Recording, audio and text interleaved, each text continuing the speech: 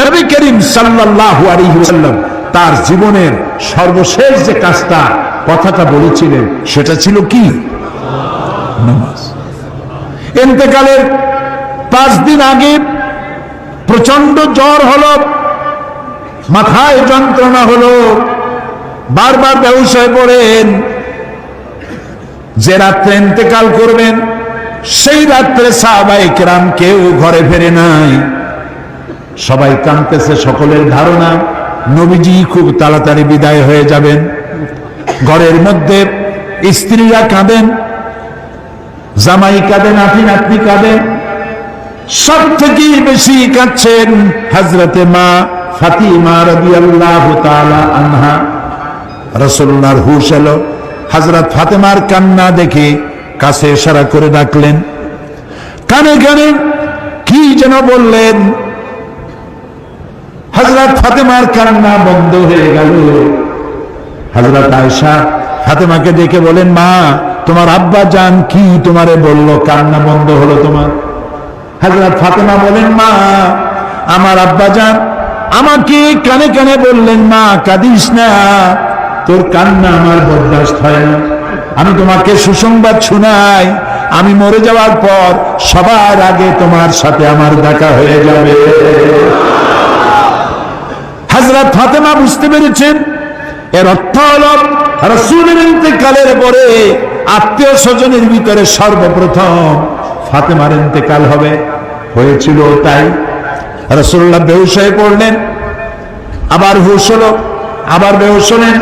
ফজরের পরে হযরতে জিবরাইল এসে বলছেন, আসসালামু আলাইকা ইয়া রাসূলুল্লাহ, হে আল্লাহর রাসূল, আল্লাহ আপনাকে সালাম বলেছেন আর তিনি জানতে চেয়েছেন আপনি কেমন আছেন। তিনি জানেন আপনি কেমন আছেন, তারপরেও তিনি জানতে চেয়েছেন আপনার মুখে আপনি কেমন আছেন। নবীজি বললেন, আমি বড়ই কষ্টের ভিতরে আছি, অসুস্থ আছি। হযরতে জিবরাইল বলছেন, ইয়া রাসূলুল্লাহ, একজন নতুন ফেরেশতা এসেছে আজ আমার সাথে, যে ফেরেশতা কোন মানুষের কাছে আসার জন্য অনুমতি কোনদিন চায় নাই আর কোনদিন চাবেও না, শুধু আপনার অনুমতি চায় আপনার কাছে আসার জন্য। সে ফেরেশতার নাম মালাকুল মউত। হযরতে মালাকুল মউত রাসূলের অনুমতি নিয়ে রাসূলের জাসাদ মুবারকের কাছে এসে সালাম পেশ করলেন।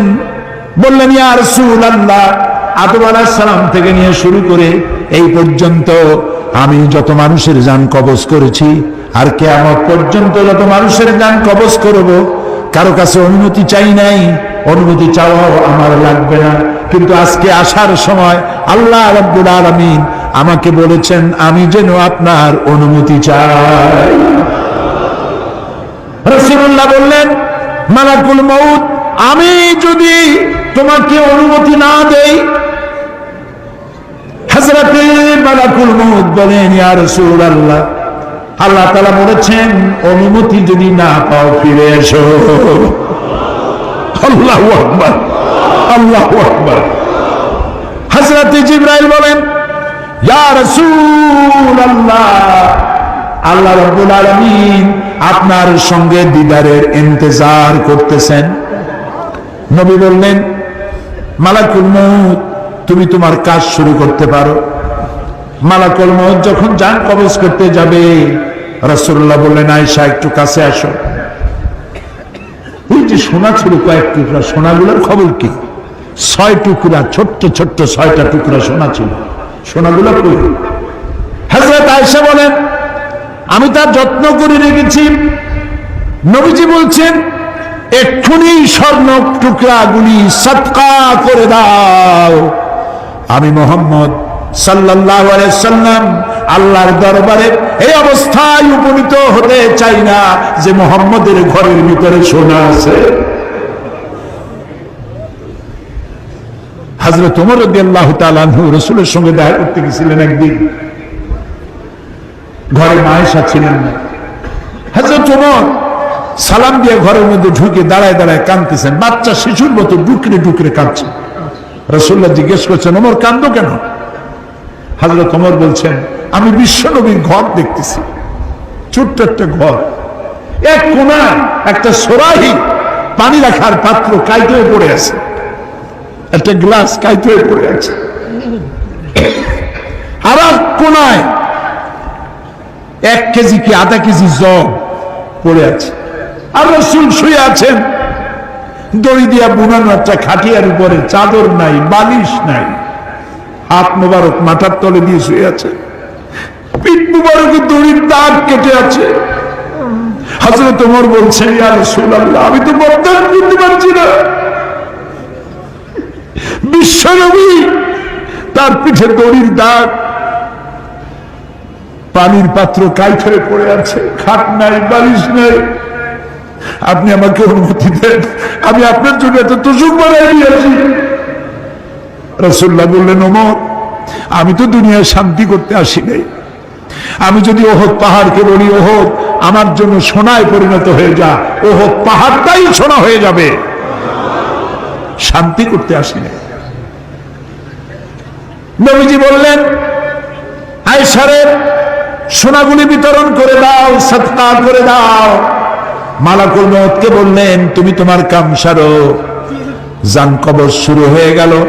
নবীজি জীবনের শেষ কথা মুখ থেকে উচ্চারিত হলো, আসসালাত আসসালাত ওয়া মা মালাকাত আইমানুকুম, ও আমার উম্মতেরা, নামাজ নামাজ।